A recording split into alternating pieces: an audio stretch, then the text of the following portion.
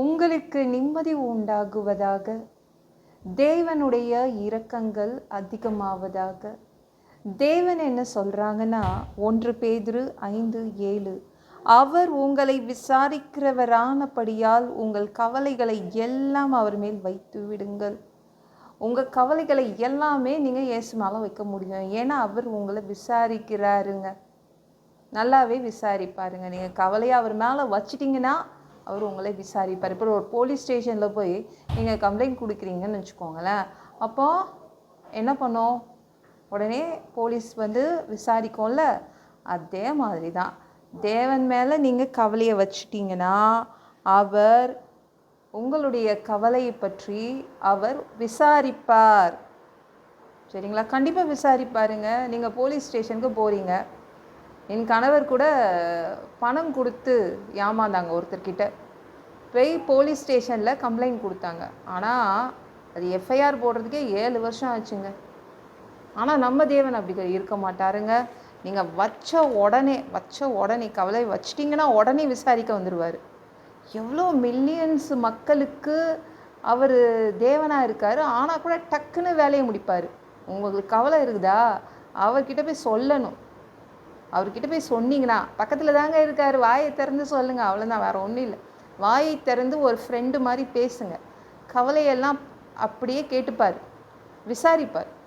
எதனால் என் பிள்ளைக்கு இந்த கவலை வந்துச்சு அப்படின்னு விசாரிப்பார்.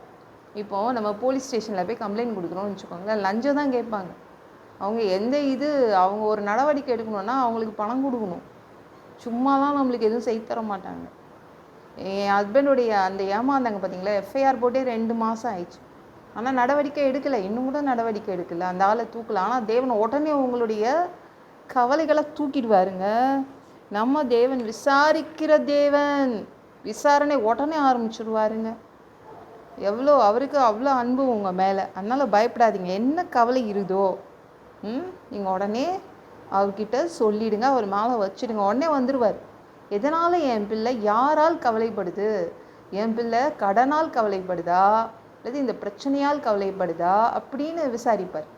வியாதியால் கவலைப்படுறாங்களா என் பிள்ளைங்க அப்படின்னு அவர் விசாரணையை ஆரம்பிச்சிடுவார். இந்த உலகம் வேறு, நம்ம தேவன் வேறு.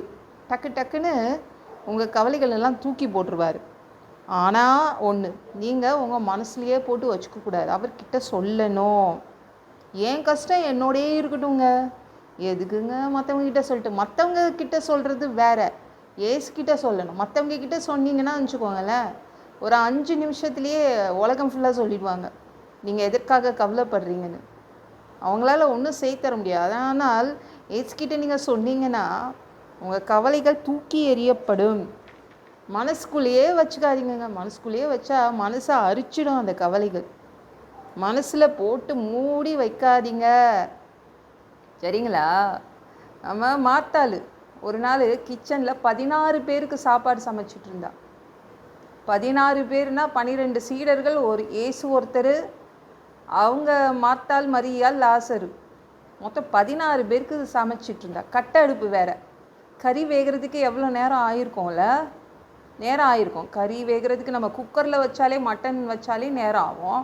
இவ கட்ட அடுப்பில் வச்சு சமைச்சிருக்கா. 16 பேருக்கு ஒவ்வொரு அப்பம், 16 அப்பம் கொடுக்கணுன்னா அதுவே எவ்வளோ நேரம் ஆகும்? 16 தோசை சுட்டு பாருங்களேன், நின்று எவ்வளோ கால் வலிக்கும்ல. அவளுக்கு கவலையாக வந்துருச்சு, என்ன பண்ணுறது அப்படின்னு. ஏசு அதே வீட்டுக்குள்ளே தான் இருக்கார். ஏசு மார்த்தாளுடைய வீட்டுக்குள்ளே தான் பிரசங்கம் பண்ணிகிட்ருக்கார், அற்புதங்கள் செய்கிறார், வியாதிகளெல்லாம் சரி பண்ணுறார். போய் உட்காந்து அந்த பிரசங்கத்தை கேட்போம், அற்புதங்களை பார்ப்போன்னு கிடையாது. உட்காந்து கவலைப்படுறா. உதவிக்கு தங்கச்சி தான் கூப்பிட்றா. அப்போ கூட ஏசுக்கிட்ட சொல்லணும்னு விரும்பலை. ஆனால் அவங்க தங்கச்சி மார்த்தாளை கண்டுக்கவே இல்லை. உடனே வர வழி இல்லைன்னு தான் ஏசுக்கிட்ட போய் கம்ப்ளைண்ட் பண்ணுறா. உடனே ஏசு என்ன தெரியுமா சொன்னார்? நீ அநேக காரியங்களை குறித்து கவலைப்படுற அப்படின்னு சொல்லிட்டார். லூக்கா 10:41. நீ அநேக காரியங்களை குறித்து கவலைப்பட்டு கலங்குகிறாய். கவலைப்படுற கலங்கி நிற்கிற. நானும் வந்ததுல தான் பார்த்துட்ருக்கேன். மார்த்தாள் கவலைப்படுற, கலங்கி நிற்கிற, கஷ்டப்பட்டு நிற்கிற. ஏன் இப்படி இருக்க?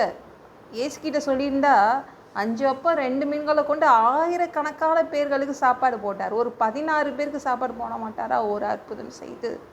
இவர் சொல்லவே இல்லைங்க, ஒன்றுமே சொல்லலை.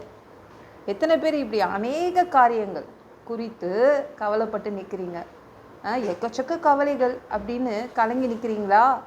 ஏசு உங்களை பார்த்து தான் சொல்கிறாரு, எதுக்கு கவலைப்படுறீங்க, எதுக்கு கலங்கி கலங்கி நிற்கிறீங்க?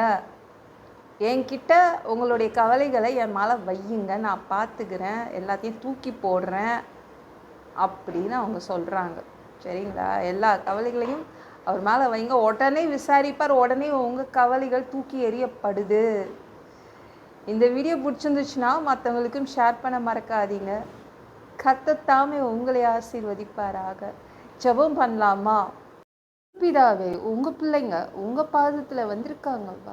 சாமி இரக்கம் செய்யுங்க, இறங்குங்க பா. உங்கள் பிள்ளைங்க அநேக காரியங்களை குறித்து கலங்கி நிற்கிறாங்கப்பா, கவலைப்படுறாங்க. ஆனால் ஏசுக்கிட்ட உங்ககிட்ட அவங்க சொல்ல வரதே கிடையாது. இன்றைக்கி உங்ககிட்ட எல்லா கவலைகளையும் உங்கள் மேலே வைக்கிறாங்கப்பா. நீங்கள் அனைத்தையும் விசாரித்து கவலைகளை தூக்கி போடுங்க. எல்லாம் பொல்லாத பிசாசுகள், ஏவல்கள், மந்திரங்கள், தற்கொலை ஆவிகள், பயத்தின் ஆவிகள், பலவீனப்படுத்துகின்ற ஆவிகள் எல்லாம் இயேசு என்ற பேரை கொண்டு துரத்துகிறேன். ஓடிப்போ. உங்கள் பிள்ளைங்களை இரத்த கோட்டிக்குள் மறைச்சிக்கோங்க.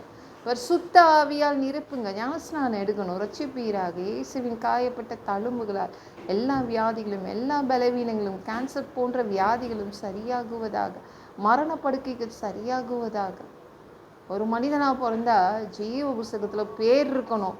அப்படி இல்லைன்னா அந்த மனுஷனை பிடிச்சி நீங்கள் நரகத்தில் தள்ளிடுவீங்க. தீ எரிகிற இடத்துல எப்படி போய் வாழ்கிறதுப்பா? நாங்கள் பரலோகத்துக்கு வர்றதுக்கு தான் ஆசைப்படுறோம். அடித்து உதச்சி திருத்தி எங்களை பரலோகத்துக்கு அனுப்பிடுங்க. கழுவப்படாத பாவங்கள் எங்ககிட்ட இருந்துச்சுன்னா அவங்க திரு ரத்தத்தை கொண்டு கழுவி எங்களை பரலோகத்துக்கே அனுப்பிடுங்கப்பா. எந்த ஒரு இமைப்பொழுது நீங்கள் வருவீங்க, நீ இயேசுவை வணங்கி வணங்கி காத்துட்ருக்கோம், சுத்தமாக வாழ்ந்து வாழ்ந்து காத்துட்ருக்கோம். அந்த ஒரு இமைப்பொழுதில் உங்களுக்கு ஒப்பான உடம்பு எங்களுக்கு கொடுக்கப்படும், அதை பெற்றுக்கொண்டு மதியவானத்தில் உங்களை சந்திக்க வருவோம். அந்த தருணத்தை நாங்கள் இழந்துடக்கூடாதுப்பா சாமி. ஒரு மனுஷனால் பரிசுத்தமாக வாழ்கிறது கூடாத விஷயம். அதற்கும் உங்கள் உதவி கேட்டு வந்து நிற்கிறோம் அப்பா. 7 வருட அந்த கிறிஸ்துவ ஆட்சியில் விட்டுட்டு போயிடாதீங்க. பிசாசு நடத்தும் ஆட்சியில் விட்டுட்டு போயிடாதீங்க. 1000 வருடம் இந்த பூமியை ஆட்சி செய்வதற்காக வருவீங்க. அந்த பொற்காலத்தை பார்க்க ஆசைப்படுறோம். எல்லாவற்றையும் ஒப்பு கொடுக்குற இயேசு மூலம் ஜெபம் கேளும் பிதாவே. ஆமென். நாளைக்கு பார்க்கலாம்.